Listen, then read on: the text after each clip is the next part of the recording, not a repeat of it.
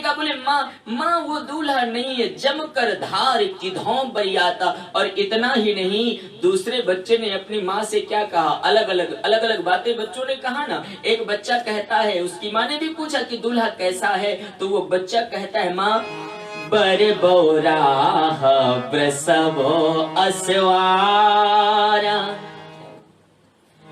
बर बो, किसी माँ ने पूछा, बोले दूल्हा कैसा है, तो बच्चा कहता है, माँ बर बौराह प्रसव असवारा, ब्याल कपाल विभूषण छारा। बोले मैया वो बर पागल है। बावरा किसे कहते, बोले पागल।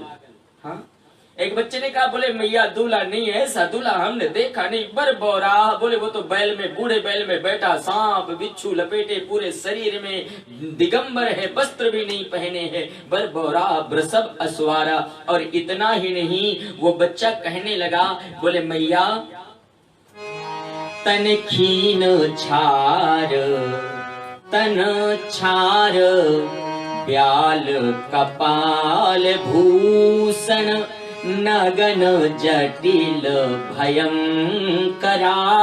ये बच्चे कह रहे हैं, मैं नहीं कहूं, ये गोसाई की वाणी नहीं है। महादेव, तुलसी कहते हैं ना, तुलसी ने कहा कि रच महेश ने। हाँ, महेश ने भी इस कथा को, महादेव ने भी रचा है पहले। और तुलसी ने बड़े सुंदर ढंग से कहा। तो कहते हैं कि तन छार, ब्याल कपाल भूषण, नगन जटिल भयंकरा। एक बालक ने कहा, बोले मैया तन छार ब्याल, पूरे शरीर में वो राख लगाए हैं और सर्प लपेटे हैं। और इतना ही नहीं, बोले नगन जटिल भयंकरा, वो नग्न है और बड़ा भयंकर दिखता है। एक बालक कह रहा है और रोता भी जा रहा है माँ से, माँ तूने क्यों भेजा मुझे वहां पर, मैं देख करके आया हूं। रसिक जी महाराज कहते हैं कि जिसने दूल्हे भेष में महादेव को देखा था, तो 2-4 महीने उसे नींद ही नहीं आई थी। हाँ, जब भी वो आंख बंद करता तो उठ करके रोने लगता है, वो बच्चा चिल्लाने लगता है, क्योंकि आंख बंद करे महादेव दिख जाते हैं उसको। ऐसा दूल्हा किसी ने देखा हो तो ठीक है। गोसाई मेरे कहते हैं, एक बालक कहता है संग भूत, और बोले उसके साथ कौन है, बोले संग भूत प्रेत पिशाच जोगिन, बिकट मुख रजनी चरा। बोले उसके साथ चारों तरफ भूत प्रेत हैं, बिकट रजनी चरा, चारों तरफ भूत प्रेत हैं। और इतना ही नहीं, एक बालक ने अपनी माँ से बिल्कुल बड़ी सुंदर बात कह दी रोते हुए, बोले मैया जो जियत रही है बारात देखत, पुण्य बर्तन कर सही।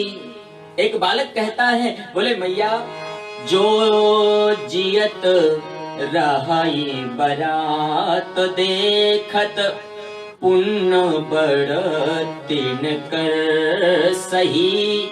देखई सो उमा विवाह पर, असबात लरकन घर कही। उन बच्चों ने कहा, बोले मैया जो जियत रहाई विवाह देखत, बोले अब जो जिंदा रहेगा वही विवाह देखेगा, ये बात तुम मान लो।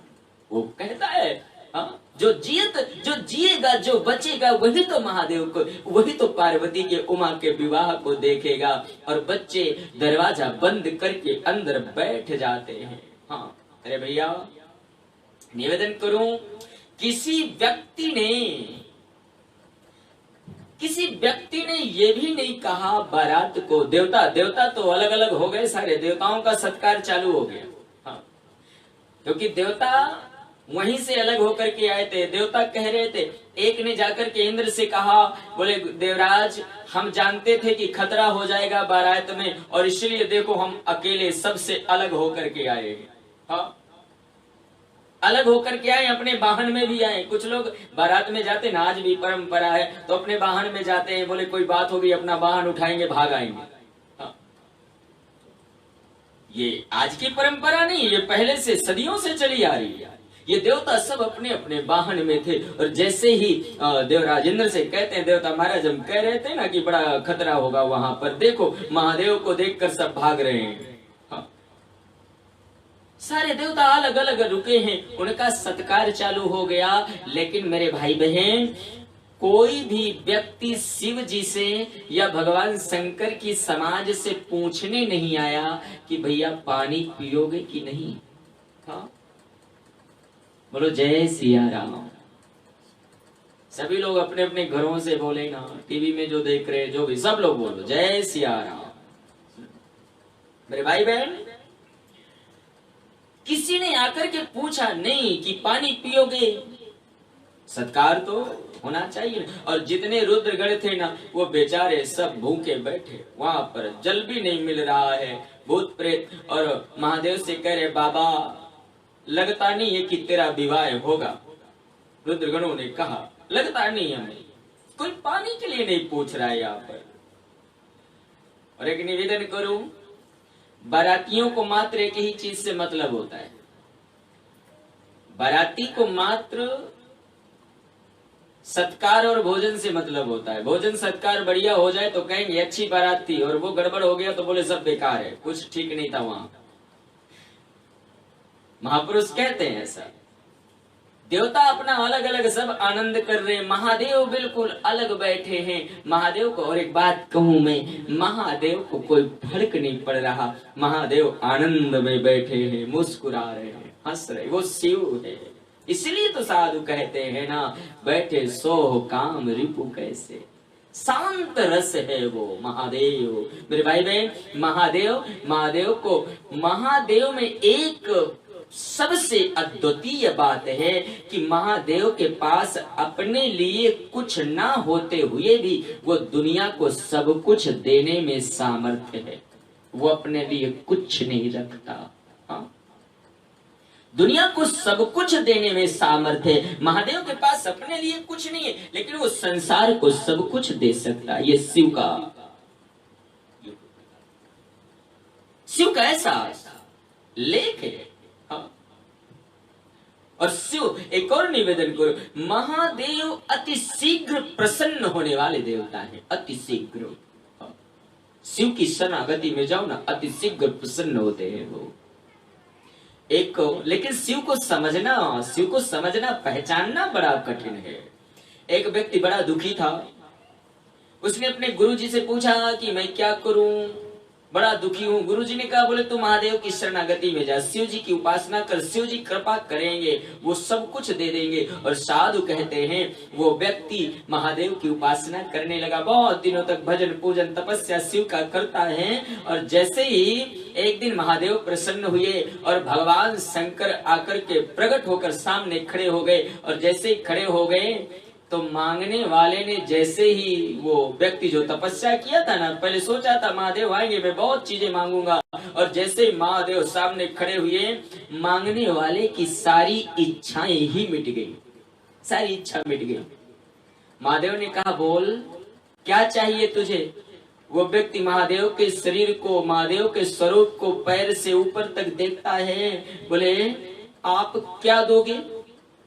आपके पास कुछ होता तो अच्छे अच्छे वस्त्र पहन के आते ना, जब तुम खुद निर्वस्त्र होकर के यहाँ पर खड़े हो, तुम्हारे पास खुद कुछ नहीं है तो मुझे क्या दोगे। और वो मांगने वाले की इच्छा पूरी हो गई, और वो लास्ट में कहता प्रणाम किया, बोले बस अब कुछ चाहिए ही नहीं। मेरे भाई बहन, महादेव को पहचानना बड़ा कठिन है, कल्प वृक्ष भी है वो। साधु मत है। गोसाई मेरे कहते हैं महादेव शांत खड़े हैं, लेकिन लेख है कि जो भी महादेव को देखता है ना, जो भी महादेव को देखता है वो सब भागना प्रारंभ कर देता है, भागते चले जा रहे हैं वो सब। एक लेख मिलता है, महादेव विराजित थे जनवास में, और जब कोई जल के लिए भी पूछने नहीं आया, मेरे